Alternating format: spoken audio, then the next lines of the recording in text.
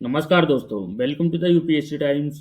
दोस्तों, आज है 21 नवंबर 2025 और आज के इस सेशन में हम द हिंदू न्यूज़पेपर के जो भी important news articles and editorials है उनको हम स्टैटिक इन्फॉर्मेशन के साथ डिटेल में यहाँ पे डिस्कस करने वाले हैं।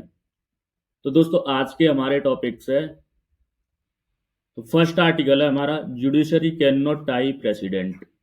ये आर्टिकल बताता है कि सुप्रीम कोर्ट ने कहा कि कोर्ट्स ने यहाँ पे गवर्नर और प्रेसिडेंट को विल्स पर डेडलाइन यहाँ पे मतलब कोर्ट यहाँ पे गवर्नर और प्रेसिडेंट को विल्स पर डेडलाइन नहीं दे सकता, पर उनका डिले भी यहाँ पे जो है एक्सेप्टेबल नहीं है।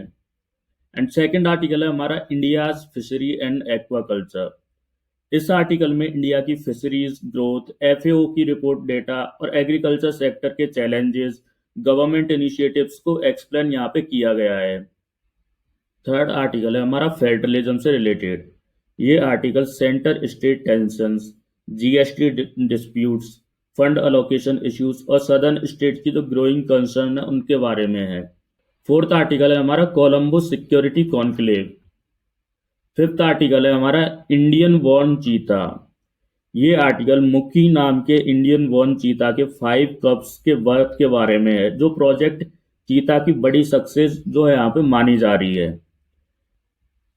अब लास्ट में हम बात करेंगे यहाँ पे जेवेनिल मिसाइल्स के बारे में। इस आर्टिकल में यूएस का इंडिया को जेवेनिल मिसाइल्स और एक्सकेलिबर सेल्स बेचने का अप्रूवल और दोनों देशों के जो इम्प्रूविंग डिफेंस टाइज है उनको यहाँ पे डिस्कस किया गया है। तो दोस्तों, इन सभी टॉपिक्स को हम एक एक करके डिटेल में डिस्कस करेंगे, बट लेक्चर में आगे बढ़ने से पहले अगर आपको इस सेशन की पीडीएफ चाहिए तो आप सिंपली टेलीग्राम ओपन करना, उसमें सर्च बॉक्स में टाइप करना द यूपीएससी टाइम्स, या फिर आप इस क्यूआर कोड को भी यहाँ पे स्कैन कर सकते हैं, सीधा इसके थ्रू भी चैनल को ज्वाइन कर सकते हैं। यहाँ पे जो है आपको इस सेशन की पीडीएफ तो मिलेगी ही, साथ में जो द हिंदू न्यूज़पेपर है उसकी पीडीएफ भी आपको यहाँ पे मिल जाएगी।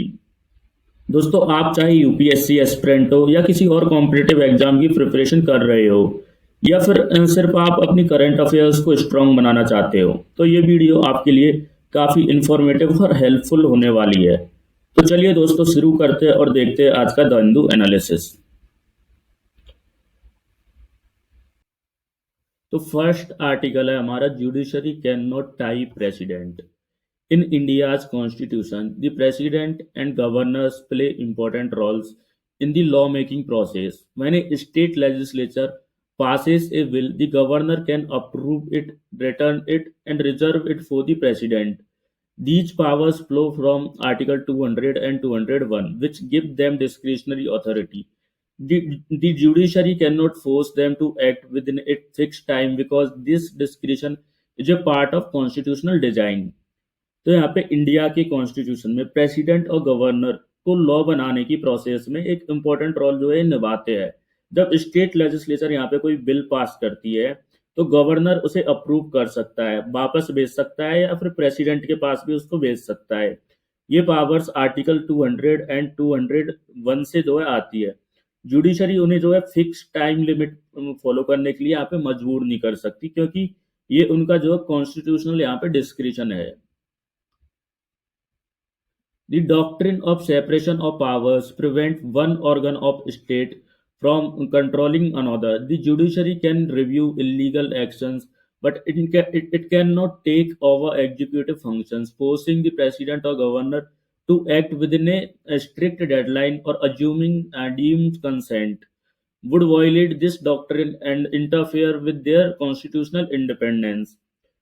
तो यहाँ पे जो है सेपरेशन ऑफ पावर का प्रिंसिपल कहता है कि स्टेट के किसी भी ऑर्गन को दूसरे पर जो है कंट्रोल नहीं करना चाहिए। कोर्ट इलीगल एक्शंस को यहाँ पे रिव्यू कर सकता है, पर एग्जीक्यूटिव का काम नहीं ले सकता, मतलब उसके काम में जो है एक दखल अंदाजी नहीं कर सकता। इसलिए प्रेसिडेंट और गवर्नर पर स्ट्रिक्ट डेडलाइन इम्पोज करना या उनकी तरफ से डीम्ड कंसेंट या मान लेना कॉन्स्टिट्यूशनल प्रिंसिपल का यहाँ पे जो है वॉयलेट करता है, उसका उल्लंघन करता है। The Supreme Court was answering the 16th presidential reference, which sought clarity on whether court can set deadline for governor and president to act on state bills. The court held that no judicially fixed timetable can be imposed because constitutional authorities must have autonomy to must have autonomy in decision making. तो यहाँ पे बोला जा रहा है कि supreme court ने जो है 16th प्रेसिडेंशियल रेफरेंस को आंसर करते हुए ये क्लियरिफाई किया है कि कोर्ट गवर्नर्स या प्रेसिडेंट के लिए जो डेडलाइन सेट नहीं कर सकती। कोर्ट ने बोला है कि कॉन्स्टिट्यूशनल अथॉरिटीज को अपनी डिसीजन मेकिंग में पूरी जो है ऑटोनॉमी यहाँ पे मिलनी चाहिए। The bench also said that assuming deemed consent, that is, treating a will as automatically approved after court order time period, would amount to the judiciary taking over the function of the governor and president. This is unconstitutional and violates separation of powers.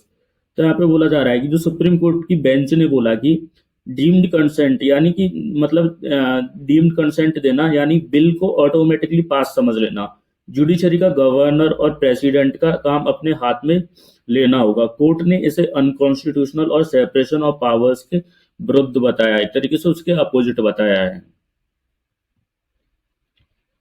However, the court criticized governor and president for delaying decisions indefinitely, and it warned that prolonged and evasive inaction it is not acceptable as it disrupt legislative functions and federal governance.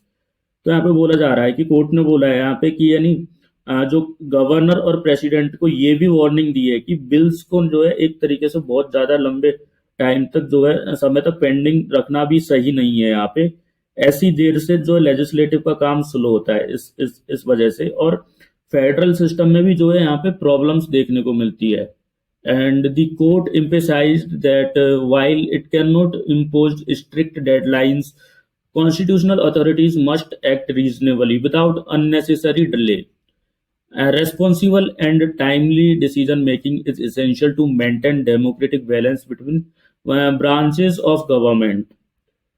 तो court ने कहा है कि वो deadlines नहीं दे सकती, पर constitutional authorities को रिस्पॉन्सिबली और बिना जो है यहाँ पे जरूरत के डिले के एक्शन लेना चाहिए, मतलब यहाँ पे डिले नहीं करना चाहिए।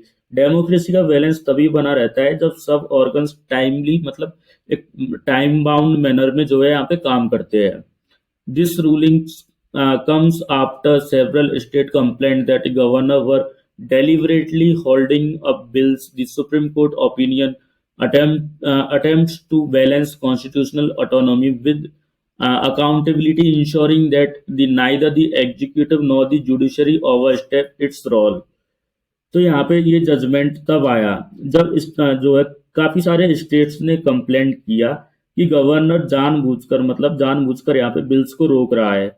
सुप्रीम कोर्ट ने ऐसी ओपिनियन दी जो ऑटोनॉमी और अकाउंटेबिलिटी दोनों को बैलेंस करे, ताकि ना एग्जीक्यूटिव और ना जुडिशरी अपनी यहाँ पे लिमिट क्रॉस करे एक तरीके से।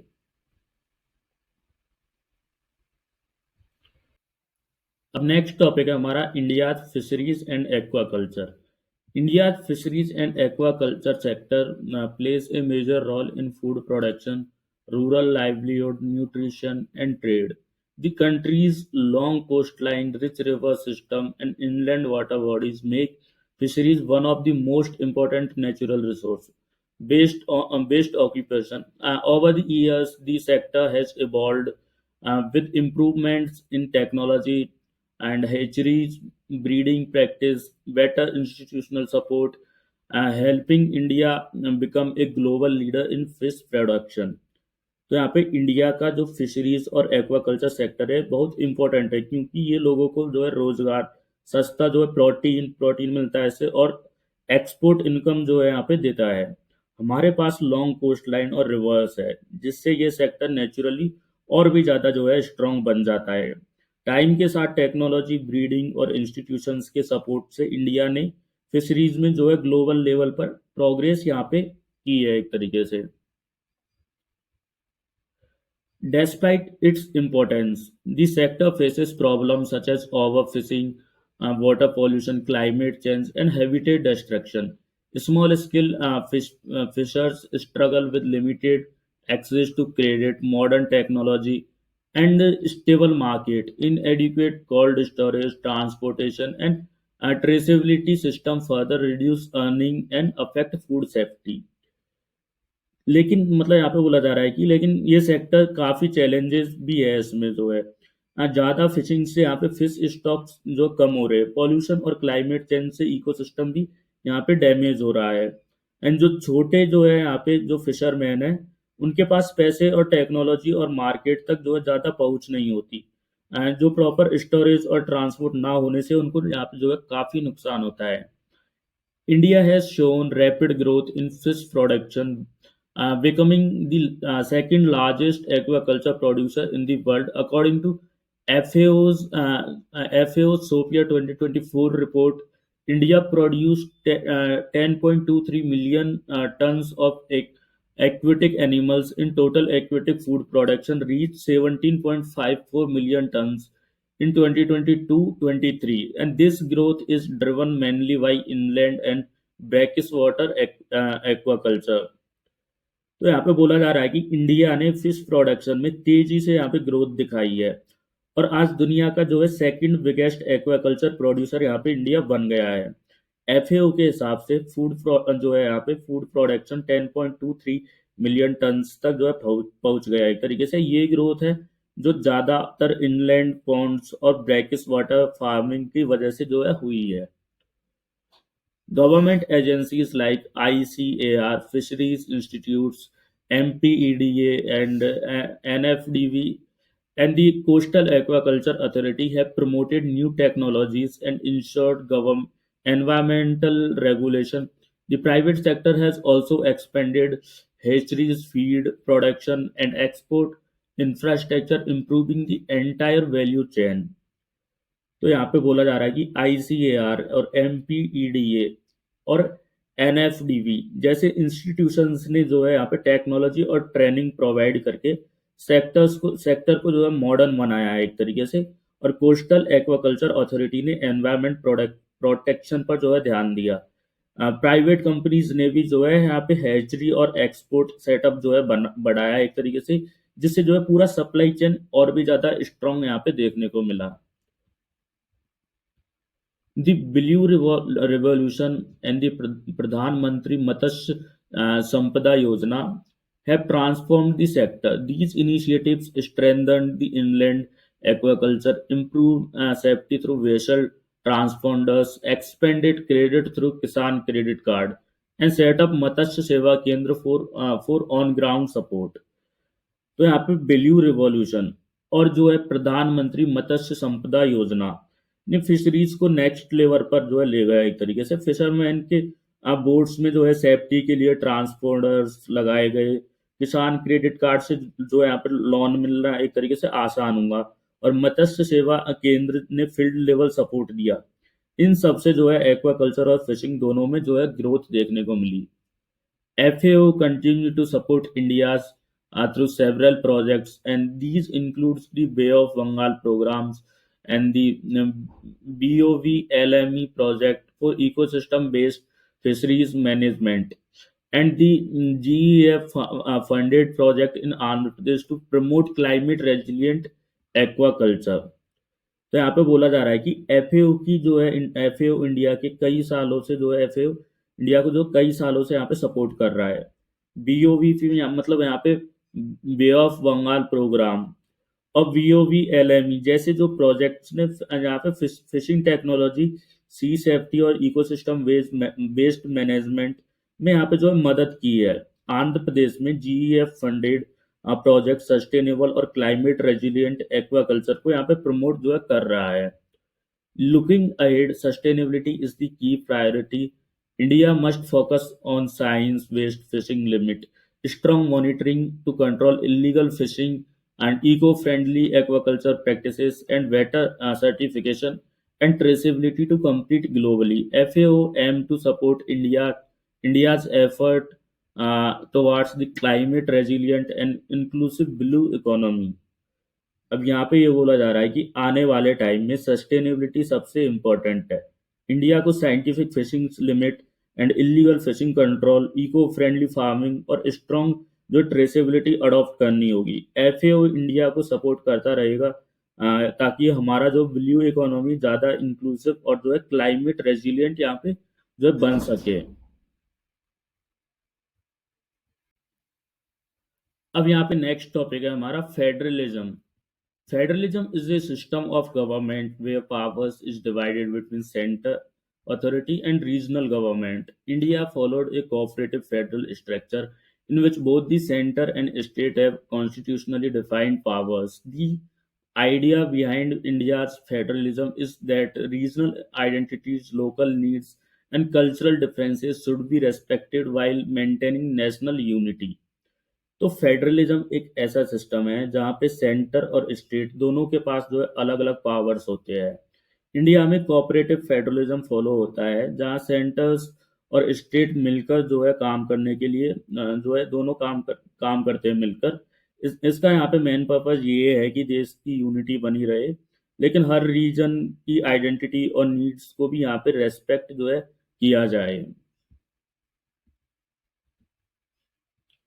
Federal tensions usually arise when one level of government, mostly the center, dominates financial or administrative decision making. Issues such as unequal distribution of funds, excessive central control over national schemes, or weak institutional mechanisms often create friction between the center and state, and these problems have existed historically but it intensify when political powers is concentrated। तो यहाँ पे जो है federalism में tension तब बढ़ जाती है जब सेंटर यहाँ पे ज्यादा कंट्रोल जो है रखने लगता है, स्पेशली पैसों का मतलब फाइनेंशियल और स्कीम्स पर। कभी कभी फंड्स का डिस्ट्रीब्यूशन अनफेयर लगता है या फिर स्टेट्स को लगता है कि उन्हें डिसीजन मेकिंग में जो है कम रोल मिला। ये इश्यूज पहले से एग्जिस्ट करते हैं, लेकिन जब पावर्स एक पार्टी के पास हो, ज्यादा पावर्स एक पार्टी के पास हो, तो ये प्रॉब्लम्स और ज्यादा हाईलाइट होती है एक तरीके से। The article explains that the recent strength between the opposition ruled state and the central linked to change after 2024, including the abolition of the planning commission and stronger central control. These changes reduced platforms for cooperation and shifted decision making towards the center। तो यहाँ पे बोला जा रहा है कि article ये बताना चाहता है यहाँ पे कि 2014 के बाद जो प्लानिंग कमीशन को हटा दिया गया एक तरीके से, और जो सेंटर ने ज्यादा कंट्रोल यहाँ पे ले लिया। पहले जहाँ सेंटर स्टेट कोऑर्डिनेशन होती थी, अब डिसीजन मेकिंग में सेंट्रल लेवल पर ज्यादा हो गई है एक तरीके से। एंड इस वजह से जो है अपोजिशन रूल्ड स्टेट को लगता है कि उनका यहाँ पे रोल एक तरीके से कम हो गया है। The GST Council meant to be cooperative federal platform. It also seen as losing its federal spirit, and states feel the center takes unilateral decision, even though both sides surrenders tax powers to create GST system। अब यहाँ पे बोला जा रहा है कि GST council को एक फेडरल सिस्टम के तौर पर बनाया गया था, लेकिन स्टेट्स का कहना है कि सेंटर अकेला डिसीजन यहाँ पे ले रहा है। इंडिया में जीएसटी बनाने के लिए सेंटर और स्टेट दोनों ने अपने टैक्स पावर्स जो है शेयर किए थे, लेकिन अब स्टेट्स को लगता है कि सेंटर उनकी बात में जो है यहाँ पे जो सेंटर यहाँ पे ज्यादा इस चीज को कंट्रोल कर रहा है। State also raised concern about the Financial Commission formula, arguing that richer southern states feel penalized for performing well, and while poorer northern states receive more resources. This reflects growing spatial inequality across India। तो यहाँ पे जो है finance commission के जो formula को लेकर भी स्टेट टेंशन में है। सदर्न स्टेट को लगता है कि उनकी जो गुड परफॉर्मेंस के बावजूद भी उन्हें कम फंड्स यहाँ पे मिलते हैं, जबकि वीकर स्टेट्स को ज्यादा फंड यहाँ पे मिलता है। ये देश में जो है बढ़ती रीजनल इनइक्वालिटी को दिखाता है, जिसमें कुछ स्टेट्स जो है इकोनॉमिकली स्ट्रांग है और कुछ यहाँ पे बहुत पीछे है। The center's increased use of cesses, surcharges money is not required to share with state has worse the federal tension, and state argue that their financial autonomy is shrinking while their responsibilities continue to grow। तो यहाँ पे बोला जा रहा है कि centre ने जो है सीसेस और सरचार्जेस में जो इसको काफी बढ़ाया है, जिससे यहाँ पे स्टेट्स के साथ जो है शेयर नहीं करना पड़ता। मतलब स्टेट के साथ शेयर नहीं करना पड़ता। इस वजह से जो है स्टेट्स के पास कम पैसे बचते हैं, लेकिन उनके जो है ऊपर डेवलपमेंट और वेलफेयर की जिम्मेदारी ज़्यादा होती है। स्टेट को लगता है कि उनकी जो फाइनेंशियल फ्रीडम है वो यहाँ पे कम होती दिख रही है, कम हो रही है मतलब। And the debate also extends to the future, specially regarding delimitation and the proposal like one nation one election. Southern states fear that the political power may shift toward the more populous northern state, raising concern about the regional interest will be protected. तो यहाँ पे बोला जा रहा है कि future issues जैसे delimitation और वन नेशन वन इलेक्शन ने भी जो सदर्न स्टेट को चिंतित चिंतित यहाँ पे किया है, मतलब उनके लिए टेंशन की बात है। एंड डिलिमिटेशन से जो ज़्यादा पॉपुलेशन वाले नॉर्दर्न स्टेट्स का यहाँ पे पॉलिटिकल पावर बढ़ सकता है। इससे सदर्न स्टेट्स को डाउट है कि उनके जो रीजनल इंटरेस्ट है वो कैसे प्रोटेक्ट होंगे जब पावर बैलेंस चेंज हो जाएगा। तो अब नेक्स्ट आर्टिकल है हमारा Colombo security conclave. The Colombo security conclave CSC is a regional security grouping that aims to strengthen cooperation among countries in the Indian Ocean region.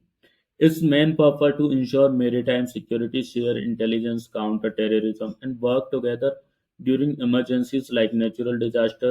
The grouping originally started between India, Sri Lanka, and Maldives, and later expanded to include Mauritius, Bangladesh, and Seychelles.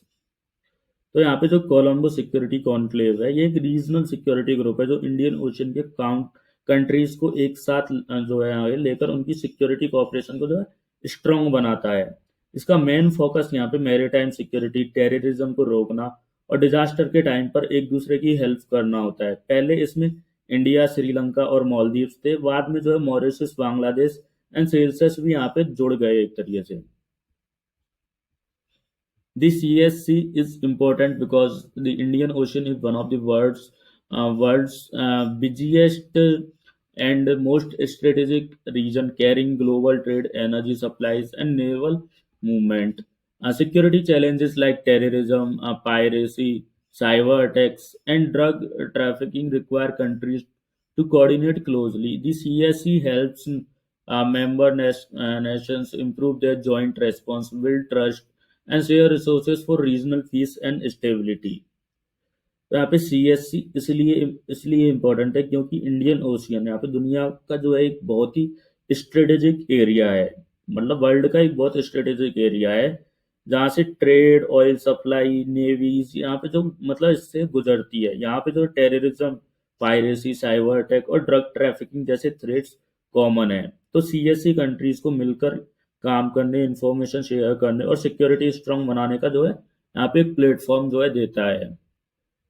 The seventh NSA level meeting of the Colombo Security Conference took place in New Delhi, hosted by India's National Security Advisor Ajit Doval।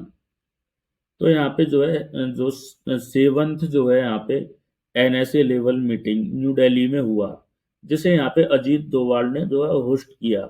यानी India ने leadership ली और security issues को यहाँ पे discuss किया एक तरीके से। Member countries reviewed the Indian Ocean region's security situations and agreed to work under 5 plus maritime security, counter-terrorism, anti-trafficking, cyber security and disaster relief। तो यहाँ पे जो बोला जा रहा है कि कंट्रीज ने जो है एक इंडियन ओशियन में जो है यहाँ पे सिक्योरिटी को डिस्कस किया और जो 5 एरियाज में यहाँ पे जो है मिलकर काम करने का एक प्लान बनाया, जैसे कि मेरीटाइम सेफ्टी, टेररिज्म से जो है लड़ना एक तरीके से, ट्रैफिकिंग को यहाँ पे रोकना और साइबर सिक्योरिटी और डिजास्टर रिलीफ जैसे इसमें टास्क भी जो है इंक्लूडेड है। The member emphasized that training and capacity building must be increased that countries can better handle common security challenges।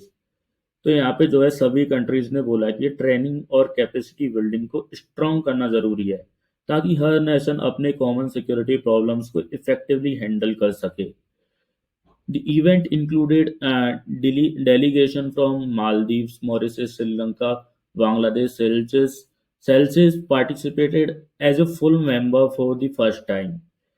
मतलब मीटिंग में यहाँ पे जो है मालदीव, मॉरिशस, श्रीलंका, बांग्लादेश और सेल्सियस के जो है टॉप ऑफिशियल्स जो है इसमें शामिल हुए, एक तरह से टॉप ऑफिशियल्स जो है आए, और सेल्सियस पहली बार यहाँ पे जो है फुल मेंबर्स के रूप में जो है जुड़कर आया। Malaysia also joined the meeting as a guest country for the first time, showing growing interest in the regional security cooperation. And यहाँ पे मलेशिया भी जो है मीटिंग में गेस्ट कंट्री के तौर पर जो है पहली बार शामिल हुआ है। ये दिखाता है कि रीजन की सिक्योरिटी कॉपरेशन और कॉपरेशन में उनकी इंटरेस्ट यहाँ पे जो है बढ़ रही है एक तरीके से।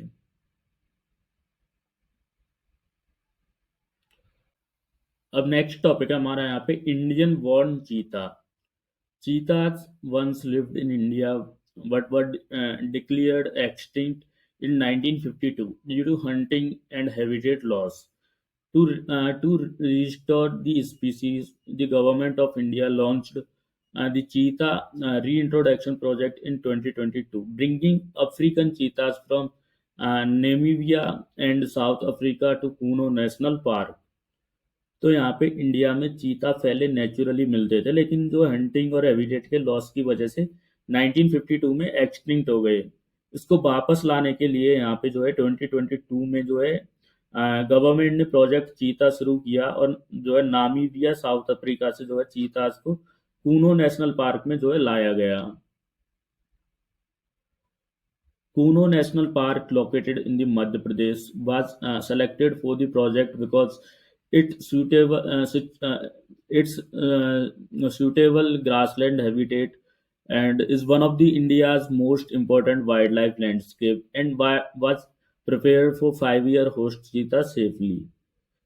तो यहाँ पे मध्य प्रदेश में जो कूनो नेशनल पार्क है मध्य प्रदेश में है। इसको इसलिए यहाँ पे चूज किया क्योंकि यहाँ का जो ग्रासलैंड हैबिटेट है वो चीताज के लिए परफेक्ट है। इस पार्क को जो है कई सालों तक जो है प्रिपेयर किया गया ताकि चीताज यहाँ पे सेफ तरीके से जो है रह सके और जो है रिप्रोड्यूस यहाँ पे कर सके। For the first time ever, an Indian born cheetah, Mukhi, have given birth to uh, five cubs at National Kuno National Park, and this marks a major milestone in the India cheetah reintroduction effort. तो यहाँ पे बोला जा रहा है कि पहली बार India में जो है बॉर्न हुई चीता मुखी ने 5 कप्स को बर्थ दिया। ये प्रोजेक्ट चीता के लिए बहुत बड़ा अचीवमेंट है और दिखाता है कि रीइंट्रोडक्शन एफर्ट्स यहाँ पे सक्सेसफुल एक तरीके से हो रहे हैं। With these five new cubs, India cheetah population has risen to 32, out of which 21 are Indian-born. Most cheetahs, 29 of them, are in the Kuno, while three have been shifted to the Gandhi Sagar sanctuary. तो यहाँ पे जो है इन कब्स के आने से India में total चीता की यहाँ पे पॉपुलेशन जो है 32 हो गई, जिसमें से जो है 21 इंडिया में पैदा हुए और ज्यादातर चीताज को कूनो नेशनल पार्क में रखा गया, जबकि जो 3 चीताज को यहाँ पे 3 चीताज को जो है गांधी सागर सेंचुरी में शिफ्ट किया गया है। Both the Chief Minister of Madhya Pradesh and the Union Environment Minister praised the event, calling the breakthrough for India's conservation effort and a sign of future stability in cheetahs populations. तो यहाँ पे बोला जा रहा है कि MP के chief minister और सेंट्रल एनवायरनमेंट मिनिस्टर दोनों ने इस बात को जो है ब्रेक थ्रू बताया। उनका कहना है कि ये प्रूफ है कि जो है इंडिया एक सस्टेनेबल जेनेटिकली डाइवर्स चीता पॉपुलेशन यहाँ पे जो है क्रिएट कर रहा है। Muki was born in 2023 to a Namibian cheetah named Jwala, but she was abandoned after birth. Attempts to reunite her with the mother failed, and she had to be hand raised by the forest officials. तो मुखी का जो बचपन में यहाँ पे difficult था, and ज्वाला नाम की नामीबियन चीता ने उसे यहाँ पे जो जन्म के बाद जो एक तरीके से छोड़ दिया। रीयूनाइट करने की जो है कोशिश भी फेल हो गई एक तरीके से, इसलिए जो फॉरेस्ट टीम ने उसे बहुत केयर के साथ जो है हाथ से यहाँ पे रेज किया। Forest officials ensured that Mukhi was raised carefully without developing human dependence, and which is crucial for the wildlife survival. Despite her challenges, she successfully breed in the wild, proving the project success. तो यहाँ पे forest staff ने मुखी को जो बहुत ध्यान से रेज किया ताकि वो ह्यूमंस पर डिपेंडेंट ना हो। ह्यूमन इम्प्रिंटिंग से बचाने के बावजूद वो वाइल्ड में नेचुरली ब्रीड कर पाई। ये प्रोजेक्ट चीता की सक्सेस स्टोरी को और स्ट्रॉन्ग जो है यहाँ पे बनाता है। तो आज का हमारा लास्ट टॉपिक है जेवेलिन मिसाइल्स के बारे में। Arms sales between countries are an important part of international relations. They help nations strengthen their defense capabilities and also deepen strategic partnership. And the United States follow a strict process for foreign military sales, which includes approval by the State Department and notification to the US Congress. अब यहाँ पे जो है देश एक दूसरे को weapons बेचते हैं ताकि जो यहाँ पे डिफेंस और स्ट्रांग और स्ट्रेटेजिक यहाँ पे जो पार्टनरशिप और ज़्यादा गहरी हो। यूएस का आर्म सेल्स प्रोसेस काफ़ी स्ट्रिक्ट होता है। स्टेट डिपार्टमेंट यहाँ पे अप्रूव करता है और कांग्रेस को भी यहाँ पे इन्फॉर्म जो है किया जाता है। India is one of the major defense partnership of the United States. Over the years, both countries have increased cooperation in defense technology, joint military exercises, and high-value equipment purchases, especially due to shared interest in the Indo-Pacific region. तो यहाँ पे India और US का जो defence partnership है वो बहुत strong है। दोनों यहाँ पे कंट्री जो है military exercises, technology sharing and जो मॉडर्न वेपन्स खरीदने में जो है मिलकर काम करते हैं एक तरीके से। स्पेशली इंडो पैसिफिक रीजन में शेयर्ड सिक्योरिटी कंसर्न की जो है शेयर्ड सिक्योरिटी कंसर्न की यहाँ पे वजह से the US has approved the possible sale of Javelin missile and Excalibur artillery projectiles to India worth around $92.8 million.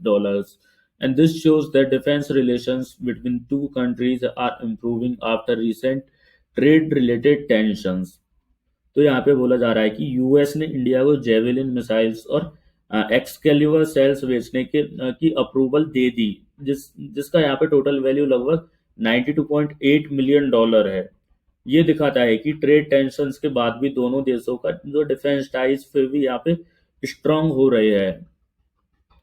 The US Defense Security Cooperation Agency confirmed that it has already sent the certification to US Congress, and this is required a legal step before any major arm deal is finalized. तो यहाँ पे जो है जो defence यहाँ पे security cooperation agency है US की, उसने बताया कि जो यहाँ पे अप्रूवल है यहाँ पे कांग्रेस को भेज दिया एक तरीके से। एंड ये एक लीगल स्टेप होता है जो बड़ी आर्म्स डील से की सेल से पहले जो पूरा करना पड़ता है। The Javelin missiles is portable, advanced, and anti-tank weapons, and Excalibur is highly accurate artillery cell, and these systems will enhance India's precision strike capability and improve battlefield effectiveness.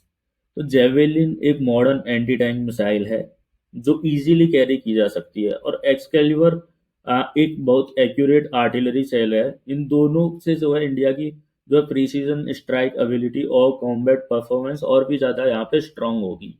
According to the US, this cell supports its foreign policy goals of strengthening India as a strategic partner, and the US sees India as important power as that contributes to peace and stability in Indo-Pacific region.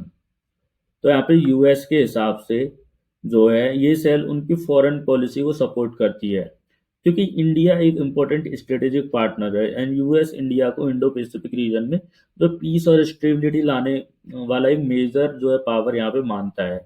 And the approval also reflects A border improvement in India US ties which recently faced stress due to trade agreement. The defense partnership is helping both countries maintain strong cooperation despite these issues.